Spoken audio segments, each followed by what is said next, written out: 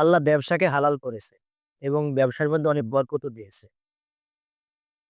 এটা রমজান মাস চলছে। ৳৫০০ গোশ নিলাম। এই ৳৫০০ গোশের মধ্যে দেখেন ক্লোজ করে একটু। এই অর্ধেকই হার। বলতে গেলে প্রায় ৳২৫০ হার। এখানে তাহলে ব্যবসার যে একটা নীতি আছে, যে বরকত আছে সেটা কিভাবে সম্ভব? একটা মানুষ তো ব্যবসা করতে হলে তাকে হালালভাবে করতে হবে এবং মানুষকে খাওয়ানো যাবে না।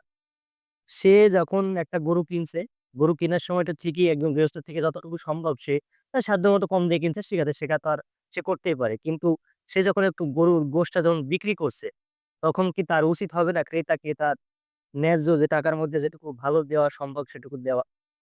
এখানে অর্ধেকই প্রায় কি বলবো আর, এর কিছু বলার নাই। বাংলাদেশের ব্যবসায়ীরা যে রমজান আসলে বা অন্যান্য যে সময়ই হোক, বিশেষ করে রমজান আসলে চিন্তা ভাবনা করে রমজানকে সামনে রেখে ব্যবসা করবে।